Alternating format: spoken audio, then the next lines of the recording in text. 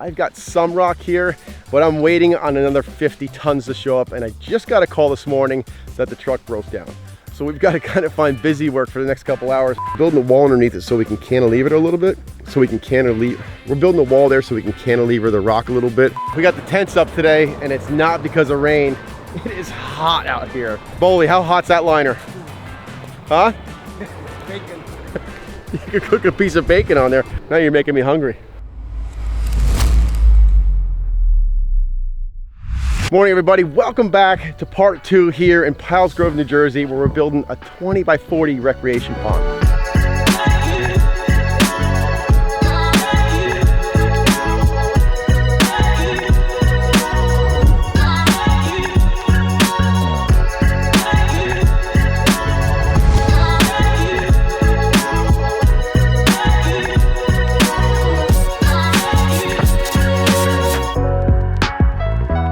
If you haven't seen how we got to this point, click that link right here and go check it out. Come on back. We're on to day 3 here. What the guys are currently doing is just shaping up our beach area. We're gonna have a 0 entry from the lawn, which is actually gonna be a flagstone walkway patio going over to the fire pit, transitioning down into the bottom section.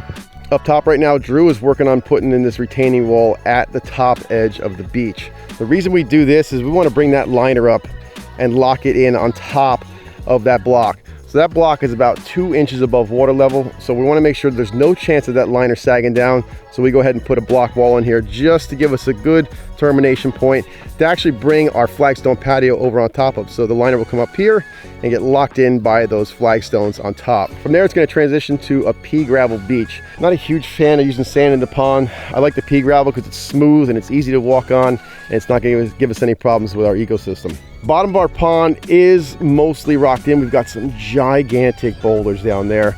And then we've incorporated a block wall on this side, giving it more of a formal edge where we can bring that patio right out over that wall, super clean, right to the bottom. I can see people swimming up from 5 feet deep over to here, hanging out, kind of elbows up on there. People are at the fire pit. Just a cool spot. So challenges. This morning, we want to get rolling on the inside of this pond, get that beach done. I've got some rock here, but I'm waiting on another 50 tons to show up, and I just got a call this morning that the truck broke down.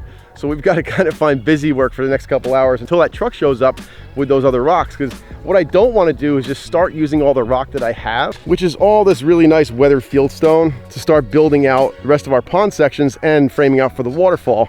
Because what's going to happen is I know the stuff showing up is larger, and I really need to get vertical here pretty fast. Number 1, I won't get the look that I'm after, and number 2, I'll be stuck with all these giant rocks that I have nowhere to put them. So this is the challenge of especially running like a travel project. We are 2+ hours away from home. We're staying down here and working on building this pond. So now we're at the mercy of the trucking gods. Hopefully they give us a break today and that stuff shows up sooner than I hope it will. But in the meantime, we've got plenty we can get started with over in this beach. What do you think, Ant? Get rolling? Let's get rolling.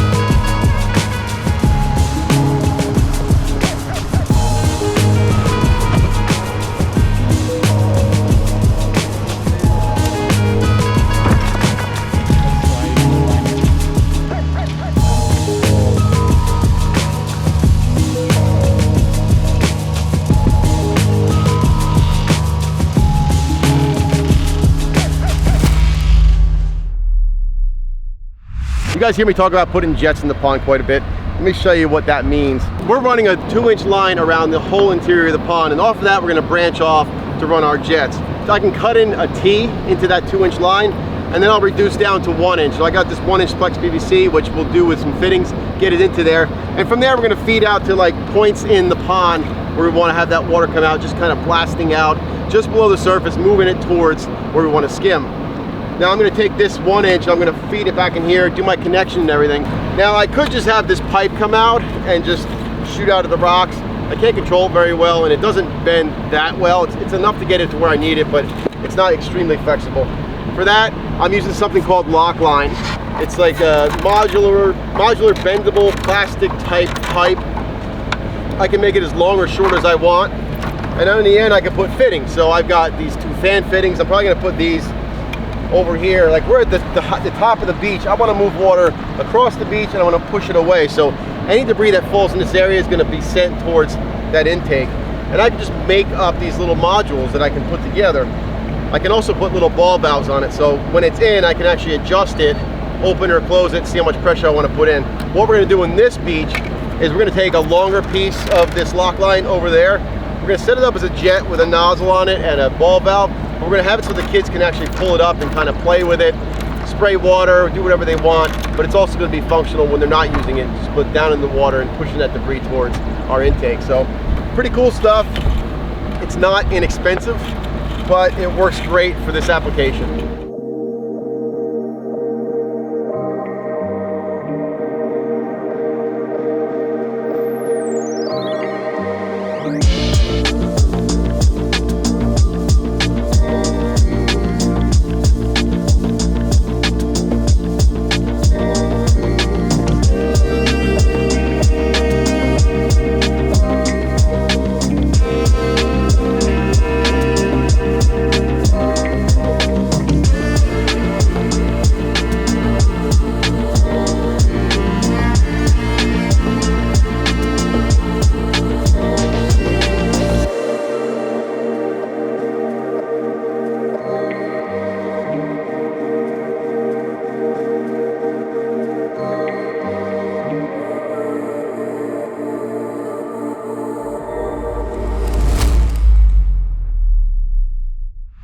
I love when I get the opportunity to get to the job before everybody else does, before the machines start moving, saws start going, and there's a lot of banging and noises and action happening, because you get to appreciate just how much you got done the day before. We're starting our 5th day, and this whole side of the pond is pretty much buttoned up. The edges are done here. We got a lot of the rock work that's finished inside. Our intake base skimmer, got to button that little section up there. The rock work in the pond just looks fantastic. I mean, this looks like a big glacial pool. I love it. This wall section came together just perfectly with the way it's tied down both sides with the outcroppings. When water's in here, we're gonna be about 1 inch below the top of that block. So you can imagine just being in the pond, 5 feet here, steps up to 4 feet right there, hanging out right here, families on the patio, sitting by the fire pit, leaning up against the wall. This is gonna be a great spot. We're gonna be setting a large flat rock. Actually, it's right over there. That one is going right on here, and it's going to be sticking out a little further than those two, so we're building a wall there so we can cantilever the rock a little bit. That'll be a cool spot for the kids to jump off into this 5-foot section. Standing down in here really makes me appreciate my team. I mean, 4 days to do all this with 3 19-year-olds. I got Boley for almost 10 years, and Drew's been here for 3 or 4 years. They all come from really good families. Like, I've been raising my boys to work since they were born, pretty much. Just teaching that work ethic. Brennan has fantastic parents. Drew, I've met his parents, super nice people, and they had their own business, so I could see where he gets his work ethic from. And Boley, I'm pretty sure, was raised by badgers. I mean, that guy's an animal.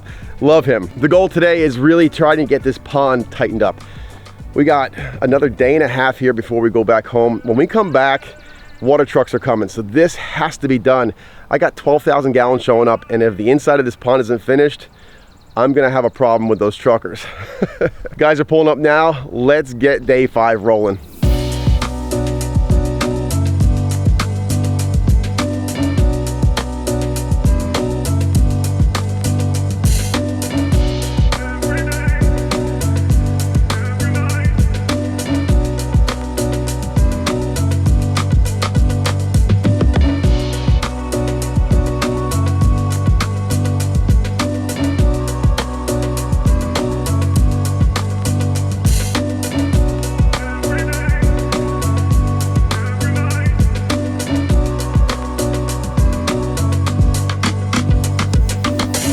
tents up today, and it's not because of rain. It is hot out here. And we've been working on the seam this morning. Let me tell you something. That black liner, Boley, how hot's that liner? Good bacon. You could cook a piece of bacon on there. Now you're making me hungry. I would bet this liner is probably 140 degrees right now. I mean, you can't even touch it, so hot. So that's what we did. We set up a tent. We had to do a seam here. Here's our pond liner, and this is our wetland waterfall liner. It was just too close here for me. I didn't want to do an overlap, so we did a seam. So I know we're not gonna have any issues here because it is perfectly seamed. We moved the tent along the way, so you don't want to do a seam in the direct sunlight. It gets too hot, it messes with the primer and the tape. You got to keep it cool. So we moved the tent down, did sections of seam, made sure it stayed cool, and we got it done. What you're seeing right now, that is our cover tape. There's a double-sided tape that joins the two liners together. That cover tape goes on top and seals it all in. So you see all these gaps behind these big boulders, right? This gap here is actually going to be a waterfall, so we're going to do some rock work in there and close that up. But then what do we do with this big giant hole back here? We're going to fill that with gravel. Again, just like the other rocks we put in, it gives us stability, gives us the ability to put rocks at different elevations, and we don't have to suck all the liner in and try and backfill it with dirt. So we just finished setting in this big stone here. I'm just going through and kind of shimming under it to make sure it's as sturdy as it can be. This is gonna be a really cool spot for the family. It's gonna be somewhere they can sit and even jump off into this pond. It's gonna be about 5 feet deep in here, so it's gonna be a cool spot to jump in for them and the kids. And then we got our big stacked slate wall here to help support it. We worked in a light. This kind of work definitely takes a while, but it's totally worth it to look at it in the water. Good job, Ant and Drew. You guys are killing it over here in your nice shady spot while we're out in the sun. That's okay. It's okay, Boley, right? We got this.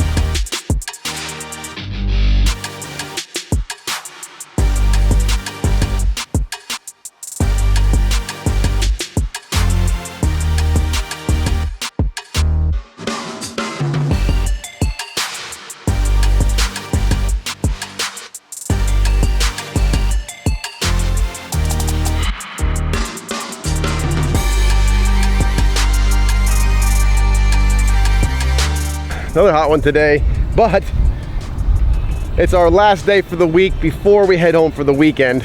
We've got about another hour or so left here for today to finish things up before we can head home for the weekend. That's a perfect place to tell you, come back for part 3, because we're gonna get water in this thing on the next episode. It's gonna be fantastic. I love the way this pond is turning out. You guys let me know down in the comments what you think so far. Hit the subscribe, do all that stuff, share it with everybody. I mean, tell your mom about us. Let her know. All right, peace, see ya.